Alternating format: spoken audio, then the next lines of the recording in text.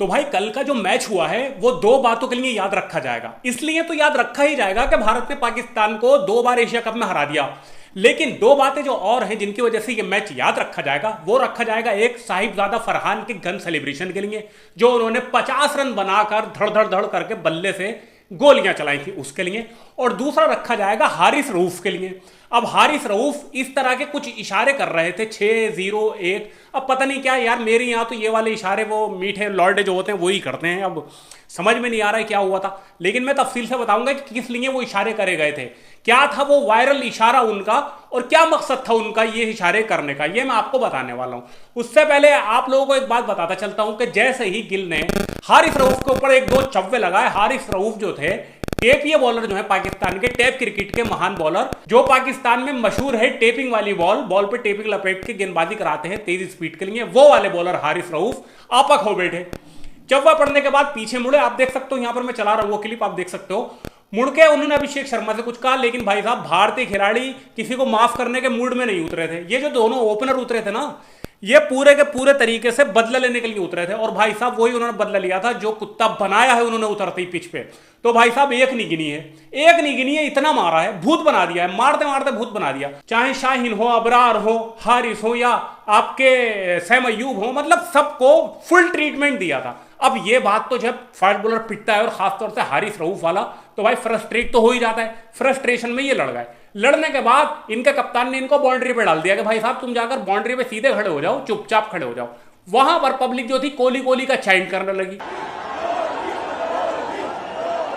इनके पीछे कोहली कोहली कोहली वाली आवाजें देने लगी। वो वीडियो मैं आपको दिखाने वाला हूं। उससे पहले आप लोगों से सिर्फ एक ही बात कहूंगा कि पहली बार मेरे चैनल पर आए हो, या दूसरी बार भी आए हो, तीसरी बार भी आए हो, या 1000 बार भी आए हो, और अभी तक सब्सक्राइब नहीं किया है, तो यार प्लीज सब्सक्राइब कर लो। सब्सक्राइब करने में तुम्हारा क्या जाता है यार, सब्सक्राइब करके बेल आइकन जरूर दबा दो। तो भाई हारिस रऊफ बाउंड्री पर खड़े हुए थे, वहां पर पब्लिक ने इनके मजे लेना शुरू कर दिया। अच्छा, पब्लिक तो मजे लेने का मौका कभी छोड़ती नहीं है।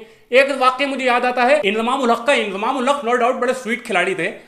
इस बारे में वीरेंद्र सहवाग भी कई बार बोल चुके हैं, हरभजन सिंह भी कई बार बोल चुके हैं, लेकिन उन जैसे खिलाड़ी को भी गुस्सा आ गया था।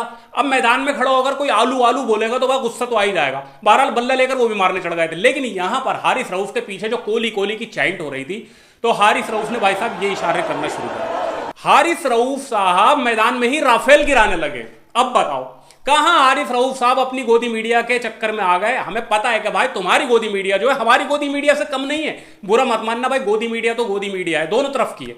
तो भाई उस गोदी मीडिया के चक्कर में ये आ गए और ये इशारे करने लगे 5-1-6 और 0, मतलब 6 गिरा दिए हमने हवाई जहाज। इनका कहने का मकसद ये था। अरे भाई साहब, हमारे यहाँ भी कुछ गोदी मीडिया के पत्रकार हैं जो 2000 के नोट में चिप ढूंढ रहे थे, चिप बता रहे थे, उसके बाद पता नहीं वो कहाँ हैं। तो भाई साहब हमारे यहाँ भी हैं, लेकिन हम उसके चक्कर में आके अपने आप को जलील नहीं कराते सोशल मीडिया पर कुछ भी लिखकर कि हमारी गोदी मीडिया ने कहा और हमने लिख दिया। अभी एक और आई थी हमारी यहाँ भी गोदी मीडिया वाली, जितने टैरिफ बढ़ेगा उतनी ही महंगाई अमेरिका में होगी। खैर बहरहाल अब गोदी मीडिया की तो बात ही छोड़ दो। गोदी मीडिया ने हमारे यहाँ वालों को जलील कराया है बीच में, और तुम्हारे यहाँ वालों गोदी मीडिया ने तुम्हें जलील करा दिया। उन्होंने 6 बता दिए कि 6 गिराए थे, वही बेचारे ने सच मान लिया। पीछे से कोहली कोहली हो रहा था, अब मरता क्या ना करता, हंस हंस के जवाब भी देना था बेचारे को। लड़ तो सकता था नहीं, मैदान में जाके हाथापाई तो कर नहीं सकता था, पब्लिक भूत बना देती।